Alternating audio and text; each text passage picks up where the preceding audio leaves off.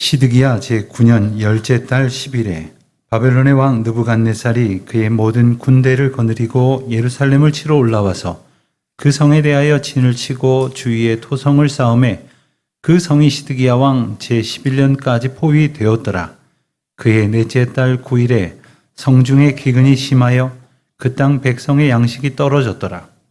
그 성벽이 파괴되매 모든 군사가 밤중에 두 성벽 사이 왕의 동산 견문길로 도망하여 갈대아인들이 그 성읍을 에워쌌으므로 그가 아라바 길로 가더니 갈대아 군대가 그 왕을 뒤쫓아가서 여리고 평지에서 그를 따라잡음에 왕의 모든 군대가 그를 떠나 흩어진지라. 그들이 왕을 사로잡아 그를 림나에 있는 바벨론 왕에게로 끌고 가매 그들이 그를 신문하니라. 그들이 시드기야의 아들들을 그의 눈 앞에서 죽이고 시드기야의 두 눈을 빼고 돛사슬로 그를 결박하여 바벨론으로 끌고 갔더라. 아멘. 신학교에서는 신학의 여러 주제들을 가르치고 배웁니다. 성경에 관한 신학, 또 교리에 관한 신학, 또 예배와 설교에 관한 것도 배우고요. 또 교회에서 어떻게 가르치고 선교하는지, 또 교회가 사용하는 모든 음악과 행정 이런 것들까지 다양한 주제를 공부합니다. 그 가운데 교회사라는 과목이 있습니다. 또 세계교회사와 한국교회사라고 이렇게 또 나누기도 합니다. 이 한국교회사 시간을 떠올려 보면 이것은 단순한 신학 공부나 역사 공부라고 하기보다는 그야말로 우리 민족을 향한 하나님의 사랑을 주제로 한 대하, 장편 드라마와 같은 놀라운 감동과 은혜를 받았던 기억을 떠올리게 됩니다.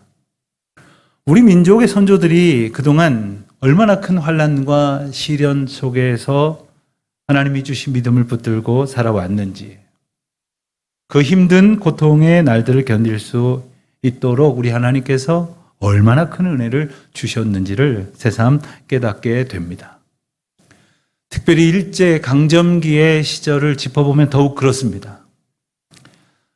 나라를 빼앗기고 나서 얼마 되지 않아서 이미 1910년대에 이미 선교사님들의 활동이 일정에 의해서 제한이 됐습니다. 또 교회가 폭발적으로 부흥하던 시기였음에도 불구하고 교회의 설립이 엄격하게 통제가 되었습니다. 새로운 선교사님들의 입국이 가로막혀졌고 그리고 성도들의 집회와 예배도 방해를 받았습니다. 그리고 조금 더 시간이 흘러서 1930년대에 이르러서는 우리가 잘 아는 신사 참배가 본격적으로 강요되기 시작을 했습니다. 이것을 거부한 교인들은 직장에서 쫓겨나거나 혹은 감옥에 갇히거나 그것도 모자라서 모진 고문을 당하기도 했습니다. 40년대에 이르러서는 선교사님들과 초기 기독교인들이 세웠던 기독교 학교, 병원, 그리고 고아원, 양로원, 그리고 여러 사회 시설과 기관들이 일제에 의해서 빼앗겨지거나 폐쇄가 되기도 하였고, 그리고 기독교 출판물의 발행이 금지됐습니다. 교육자들을 비롯한 각 교회의 리더들을 닥치는 대로 잡아 가두기 시작한 때도 바로 이때입니다. 교회가 겪은 이러한 모진 고통의 시간들을 떠올려 보면 79년 전 1945년의 광복이 얼마나 큰 은혜인지를 우리는 감사하지 않을 수가 없습니다. 특별히 우리 민족이 그리고 우리 국가가 스스로의 힘으로 독립을 이룰 수 없었던 까닭에 그 감사의 감격은 더욱더 크고 대단한 것이죠. 하지만 지난주일 광복 감사주의를 지나고 광복절을 두고 한 주간을 지나면서 우리 사회가 보여줬던 이 많은 논란과 갈등을 보면서 저는 참 마음이 아프고 안타까웠습니다. 우리가 감사를 잊어버린 채 이렇게 다투는 나날을 보내고 있는 것은 교회 다니는 사람이나 그렇지 않은 사람이나 다 자기 마음대로 보고 자기 마음대로 생각해서 자기만 옳다고 주장하기 때문일 것입니다. 이거는 우선 어리석음에서 기초한 것이겠고요. 그리고 이기심과 교만, 그 결과의 다름이 아닙니다. 지금 저는 우리가 서로를 용납할 줄 알아야 됩니다. 내지는 어느 진영의 주장은 잘못됐고 어느 진영의 주장은 옳습니다. 이런 이야기를 하려는 것이 아닙니다. 우리가 살아온 그 수많은 시간들, 그 역사의 주인이 과연 누구시냐 하는 문제입니다. 하나님께서 이 역사의 주인이심을 고백하지 않으면 우리는 언제나 지나온 시간들을 자기 생각의 기초에서 판단하고 조금 다른 생각을 가진 사람과 싸웁니다. 우리는 이 불신앙에서 떠나야 합니다. 그래서 우리가 모든 시간의 주인이 하나님이심을 매 순간 고백할 수 있어야 할 것입니다. 모든 사건, 모든 역사, 그 모든 것이 하나님의 주권 아래에 있지 않습니까?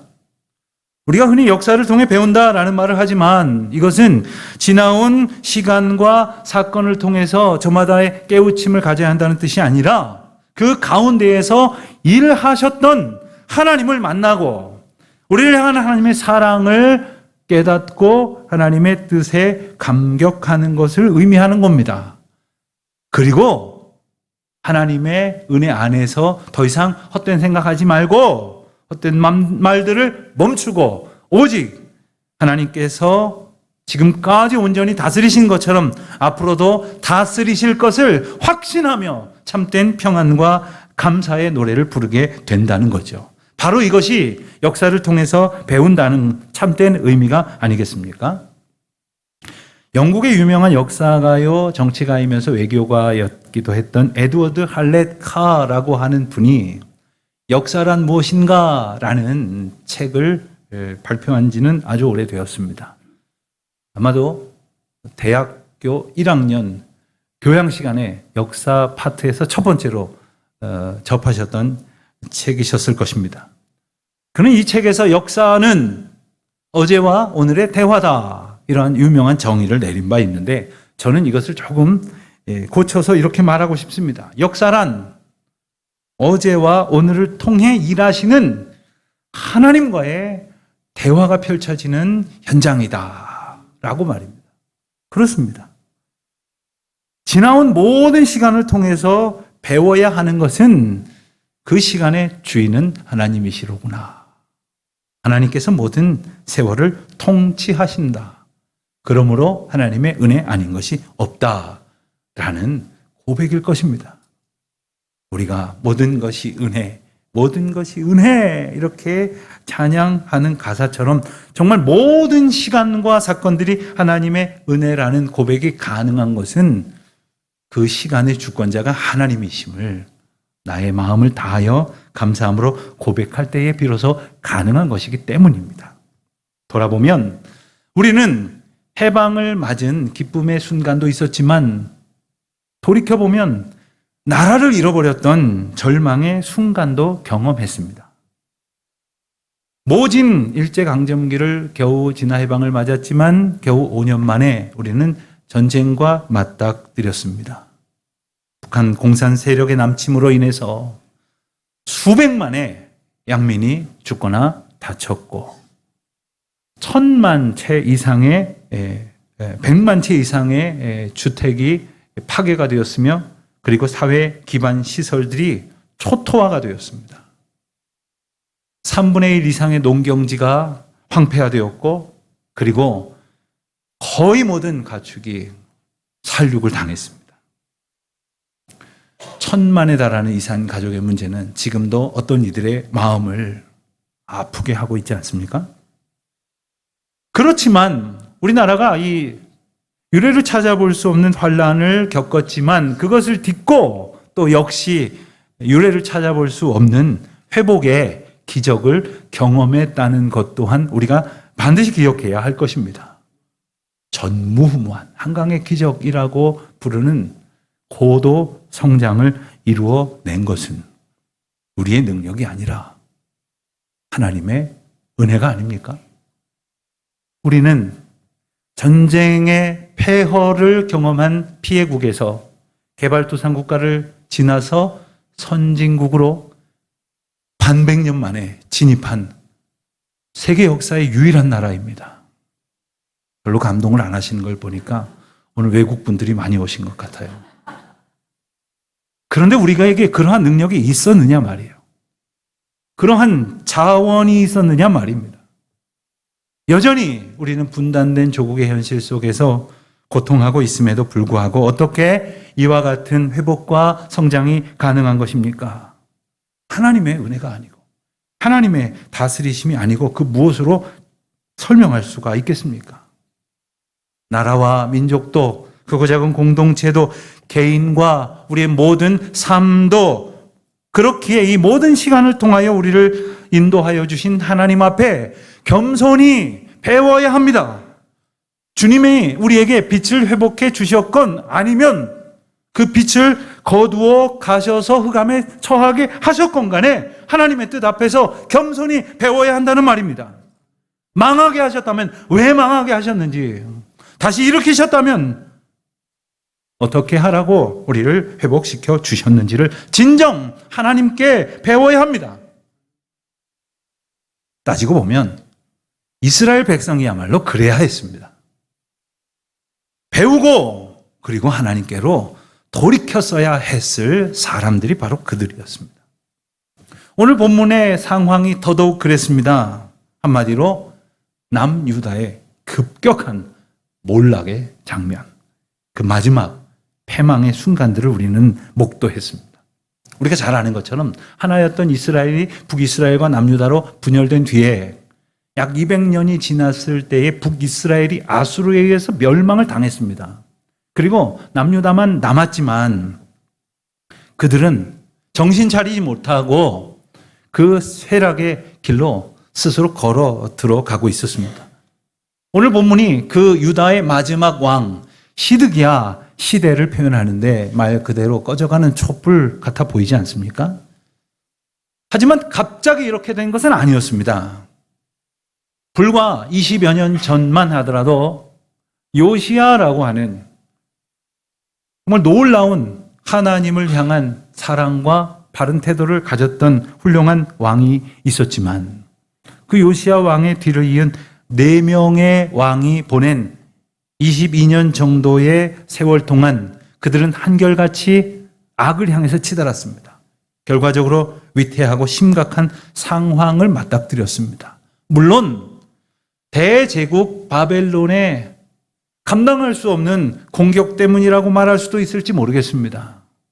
이스라엘은 아무것도 할 수 없을 것 같은 연약한 상황이었고 바벨론은 그 누구도 대항할 수 없을 것 같은 거대한 제국이었기에 그랬던 것이죠. 그렇다면 그들은 어떻게 했어야 할까요? 만약 우리가 이런 상황이라면 어떻게 해야 할 것입니까?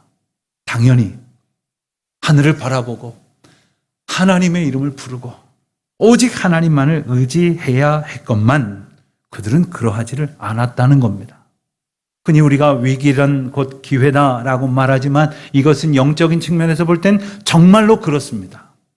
백성들이 위기를 겪지 않고는 하나님을 의지하지 않거든요. 우리 자신이 바로 그 증거가 아닙니까? 그렇기 때문에 큰 위기를 만났다? 그렇다면 하나님을 찾고 만나며 부르짖는 절호의 찬스가 된다고도 말할 수 있을 것입니다. 정말 아무것도 의지할 수 없게 되었다면 그때 우리는 어떻게 하며 살아갑니까?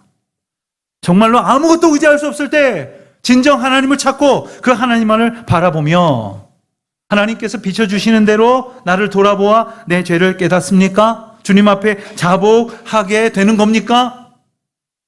이스라엘 백성들은 그렇게 주님 앞에 나오면 될 일이었습니다. 그렇지만 너무나도 분명하고 한편으로는 이토록 간단한 답을 향해 가지 않고 저마다 자기들의 생각대로 하다가 결국 망하게 된 것 아닙니까? 자, 이와 같은 역사를 보면서 어떤 이들은 이런 말을 하기도 합니다. 왜 하나님께서는 이스라엘 백성들이 이 지경이 되었는데도 도우시지 않으신 겁니까? 하면서 하나님 탓을 하는 이들도 있습니다. 그들이 지은 죄는 보지 않고 도우시지 않는다고 하나님을 왜곡하는 거죠. 그런가 하면 이런 말 하시는 분들도 있어요. 아무리 그들이 큰 죄를 지었다 하더라도 이토록 모질게 망하게 두신다니 하나님 참 이상하십니다 라고 불평하기도 합니다. 가만히 보면 그렇게 말씀하시는 분들은 뭔가 자기 마음에 투사되어지는 것이 있기 때문일런지 모릅니다. 그렇지만 그러한 말과 그러한 생각들은 그야말로 배은 망독한 것이 틀림없습니다. 하나님이 정말 가만히 두셨습니까? 망하게만 내버려 두셨습니까? 이스라엘 역사를 보면 우리가 많은 선지서들을 읽는 것에서 알 수 있듯이 많은 선지자가 등장을 합니다. 그런데 이 선지자가 유독 많이 등장하던 시대가 있고 별로 등장하지 않는 때가 있습니다. 하나님께서 백성들에게 선지자를 많이 보내셨다면 그 까닭은 무엇입니까? 하실 말씀이 있으셨다는 거예요. 그렇게 가면 안 되는데, 그렇게 살면 망하는데 그들을 돌이키게 하시려고 하나님께서 하나님의 백성을 택하셔서 선지자로 보내시고 하나님의 메시지를 전하는 메신저로 사용을 하셨던 때가 있습니다. 그렇다면 선지자들이 그 어느 때보다도 많이 등장하던 때라면 어떤 때입니까? 그렇게 간곡하게 안타까운 심정으로 말씀하셨음에도 붙들지 아니했던 이스라엘 백성들에게 끊임없이 선지자를 보내셨던 때가 바로 이때였습니다. 우리가 잘 아는 대로 예레미야와 에스겔 선지자를 비롯해서 다니엘과 스바냐, 나훔과 하박국 선지자를 계속해서 이스라엘 백성들 가운데에 보내시면서 돌이키라고, 나의 이름을 부르라고 말씀하셨던 때가 바로 이때였죠.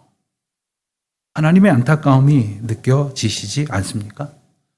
그 정도로 엉망이었던 유다의 영적 상황과 하나님의 애절한 사랑이 겹쳐 보이시지 않습니까? 그들이 해야 할 길은, 그리고 그들이 선택해야 할 방법은 너무나 간단하고 분명했습니다. 그것은 바로 하나님의 백성이 사는 길이었습니다. 우리가 사는 길이 바로 이것이라는 겁니다.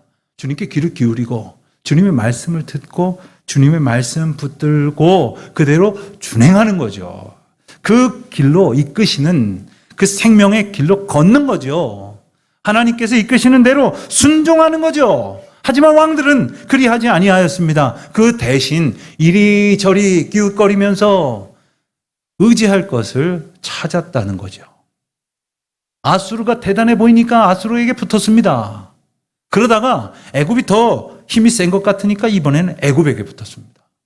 그리고는 아수르도 몰락하고 애굽도 희망이 없을 것 같을 무렵 크고 강대한 제국으로 부상하던 바벨론의 편에 서기도 했습니다. 여러분, 그러다 보면 어떻게 됩니까? 이리 붙었다 저리 붙었다 하면 한편에서는 배신자 소리를 듣기 마련입니다. 경우에 따라서는 모진 보복을 당하기도 할 것입니다. 그런 일이 한두 번이 아니었습니다. 그럼에도 불구하고 하나님을 의지하지 않고 있다니. 그토록 많은 선지자들이 외쳐 부르짖는 하나님의 메시지가 있음에도 불구하고 왜 저들은 돌이키지 않았을까요? 그들이 한마디도 못 들었기 때문입니까? 들었습니다. 분명히 듣고 그 선지자들의 이야기를 놓고 다투기도 했습니다. 선지자들에게 말을 하지 못하도록 가두기도 했습니다. 예레미야 같은 이는 물이 없는 웅덩이에 빠뜨려지기까지 했습니다. 그런데 왜 듣지 않았다는 말입니까? 저들이 듣고 싶어하는 말이 아니었기 때문입니다. 자기가 듣고 싶어하는 말을 들으면 순종하고 그렇지 않으면 외면하는 불신앙. 그것은 하나님을 주권자로 인정하지 않는 교만한 태도였기 때문이죠. 그들은 하나님의 메시지를 전하는 선지자 대신에 오히려 그들을 거짓된 메시지를 미혹하는 거짓 예언자들의 귀를 기울이기까지 했어요. 그리고 그 말을 따르려고 했다는 말입니다. 그러니까 하나님의 뜻이 중요한 게 아니라 자기 소견이 중요한 거예요. 마치 사사시대에 그때의 백성들이 왕이 없었으므로 하나님을 왕으로 삼지 않았기에, 왕으로 의지하지 않았기에 각기 자기 소견에 옳은 대로 살았던 시절처럼 그들은 또다시 어두움 가운데에서 스스로 헤매고 있었던 것입니다. 여러분, 오늘을 살아가는 우리의 모습은 어떨까요? 성도들과 때로 상담을 하고 또 기도 제목을 받고 또 신방을 하다 보면 우리 성도님들의 삶이 참 힘들고 각 가정의 현실이 매우 혹독하다 하는 생각을 할 때가 참 많습니다. 얼마나 많이 힘들고 어려운 시간 속에서 눈물을 흘리셨습니까? 때로는 포기하고도 싶으셨을 겁니다. 현실을 잊고 싶은 마음에 부질없는 헛된 망상에 빠지는가 하면 마음 잡고 앞으로의 일들을 생각하자니 여전히 불안한 까닭은 무엇 때문일까요? 내일을 기대하긴 하는데 뭔가를 의지하긴 하는데 하나님을 의지하는 것이 아니라 실체 없는 헛된 것을 막연히 동경하고 의지하고 있기 때문 아닙니까? 만일 우리가 하나님의 마음을 우리 마음에 품기를 애쓰고 소원한다면 하나님의 마음에 합당하여 하나님이 보시는 것을 보고 하나님이 듣게 하시는 것을 듣는 그러한 놀라운 역사를 경험하게 됩니다. 어떤 운동 경기를 보니까 많은 카메라를 설치해서 다양하고 박진감 넘치는 화면을 시청자들에게 선사를 하는데 또 특별한 화면을 준비했다고 해서 보니까 그 심판에게 공을 쫓아다니는 심판의 이 가슴팍에다가 카메라 하나를 달아놨더라고요. 그래서 그 공을 두고 다투는 선수들을 향해서 그 심판이 가까이에 가서 잘 보고 판단하려고 뛰어가는 그 흔들림과 함께 그 공을 비추는 모습을 보면서 정말 그 심판과 같은 그러한 자세로 뛰는 것 같고 같은 시선을 가지고 보는 것 같은 그러한 착각을 하기도 했습니다. 여러분, 하나님 말씀에 붙들림 바돼서 하나님의 뜻에 순종하며 살아가면 하나님이 보게 하시는 것을 보는 거예요. 하나님이 거하시는 곳에 나도 거하는 거예요. 하나님이 품으신 그곳에 나의 소망을 갖게 되어지는 거예요. 헛된 곳에다가 마음 뺏기지 아니하고 하나님의 비전이 나의 비전이 되게 하시는 은혜를 누리게 된다는 말입니다. 하나님께서 무엇을 보게 하십니까? 때로는 우리가 참 힘들고 어려운 일일지라도 우리 주님의 관심이 우리의 힘들고 모진 형편에 갇혀 계신 것이 아니니 우리의 현실에서 너무 걱정하지 말고 주님이 주시는 평강을 의지하여 힘들고 어려울 때마다 주님을 간절히 부르고 의지하는 저와 여러분이 되시기를 바랍니다.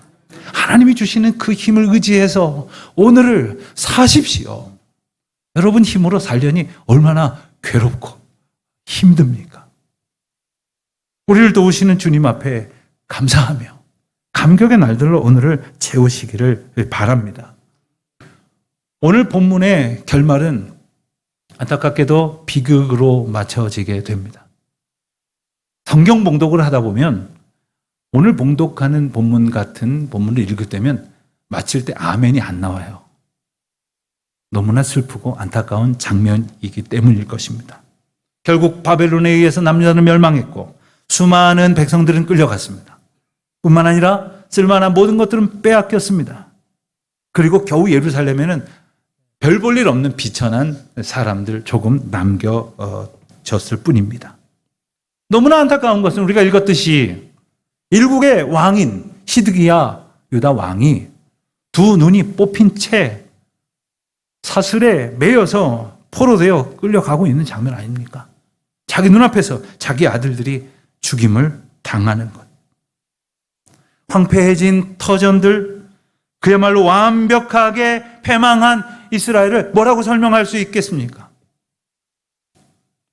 우리는 여기서 다시 한번 하나님이 왜 무엇 때문에 이렇게 하셨을까를 생각하지 않을 수 없습니다. 그들의 죄가 무엇입니까? 말할 것도 없이 그들은 하나님을 바라지 아니하고 헛된 것들을 쫓았던 우상 숭배자들이었고 하나님의 말씀을 붙들지 않고 헛된 것을 쫓아왔던 불순종의 사람들이었습니다. 바로 이것입니다. 하나님이 오늘도 우리를 부르시고 이 시간의 역사 속에서 지난날 다스리신 것처럼 지금 이 순간도 통치하시고 앞으로 여러분과 저의 모든 삶을 인도하시겠다고 우리에게 말씀하시는 그것을 기울이지 아니하고 다른 것을 의지하고 있는 이 패역함, 한마디로 내가 원하는 대로, 내가 하고 싶은 대로, 내가 갖고 싶은 대로 살아가려는 모든 방식이 바로 그들의 죄였던 것입니다.